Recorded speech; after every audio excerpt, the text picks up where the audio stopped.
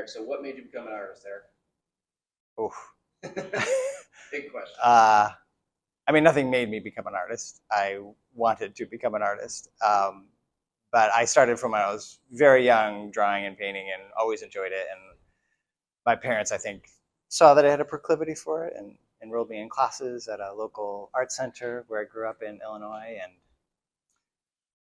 one thing led to another. I mean, I was always interested in art. I had a sketchbook that I would fill up one sketchbook, and my parents would give me another and fill that up. I have a stack of sketchbooks from my childhood that I still have, which is kind of cool.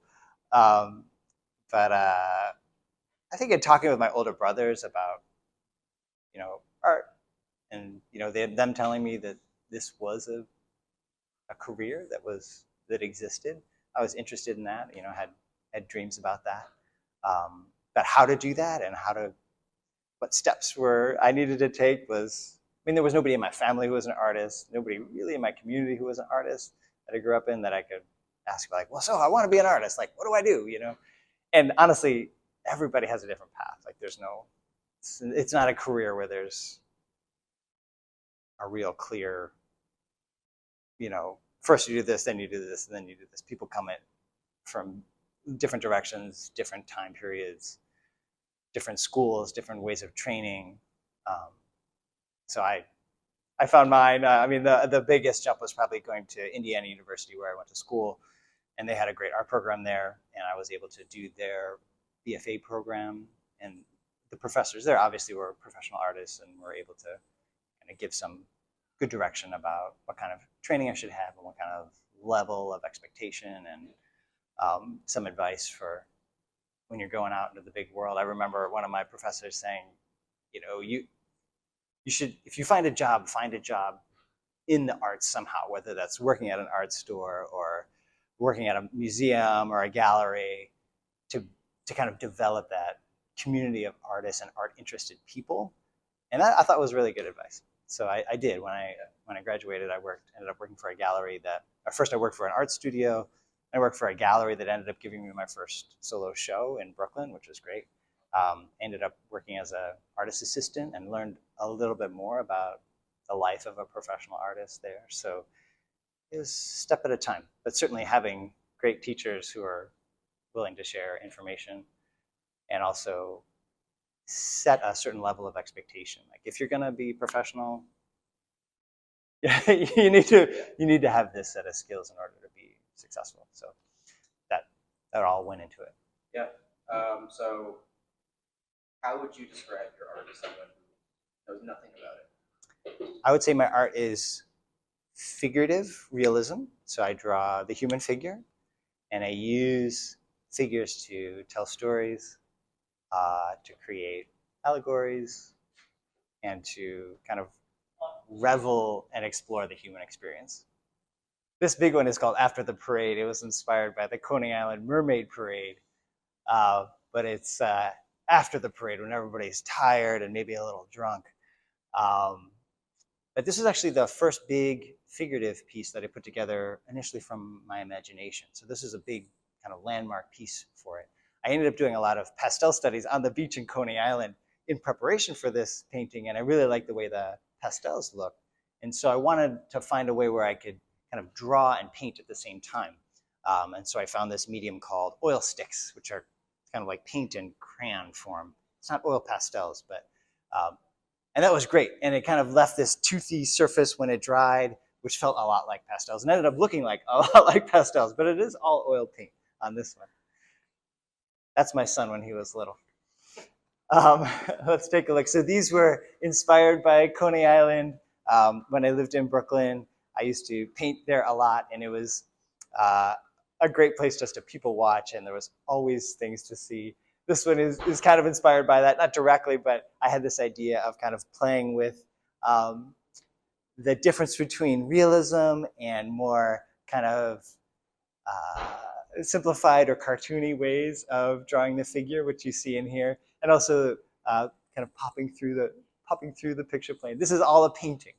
This is all oil paint, even though it does look like a photograph in the portraits there. That's a study for it. Later, after I moved to New Haven, I started to think of the beach and the shore and the ocean as kind of almost like a stage set that I could populate with figures to tell different kinds of stories. So whether it's thinking about one group of people kind of going in different directions, maybe myself in my head going in two different directions, but again, using the figures to create a certain situation that gets people thinking and allows me to explore some ideas of indecision or my relationship to current events. But again, still set on the beach, kind of using that as an environment. And some of these paintings in the show kind of relate to each other. If you look at this painting, there's a little boat here, and that's actually a little idea for a much bigger painting that I'm planning. And this is a study for it, inspired by some of the migration that we see, and the idea of kind of all of us in some sort of journey or changing. And while some of us may be moving from one place to another, we're all connected. All of our stories are connected on this earth, and we can't get away from that. So kind of exploring some of those interactions.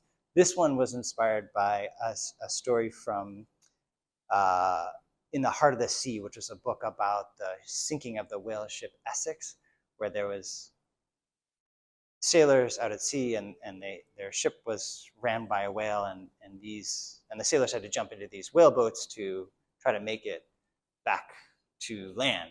And of course, they ended up using cannibalism to help stay alive, but there was a racial difference in who survived.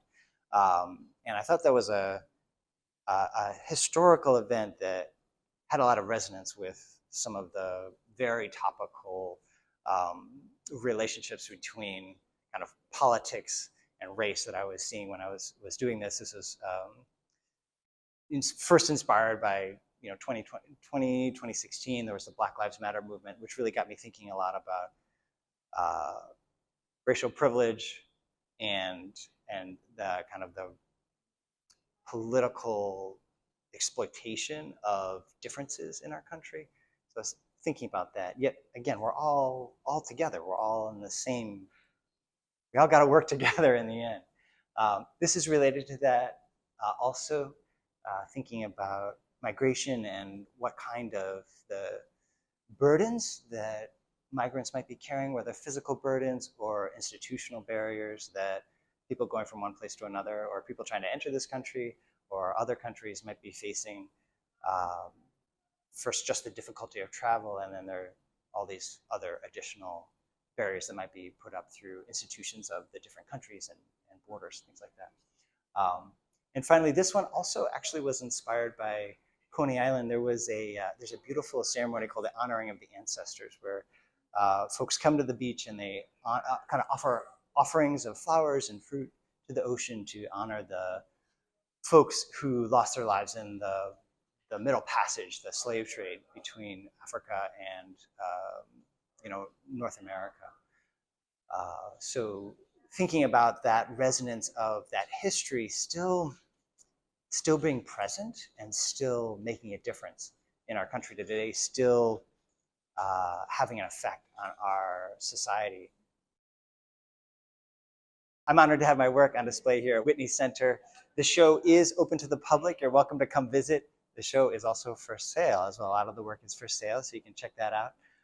And I'll also be coming back here over the summer to teach some classes about oil painting for the residents here at Whitney Center, which should be a lot of fun.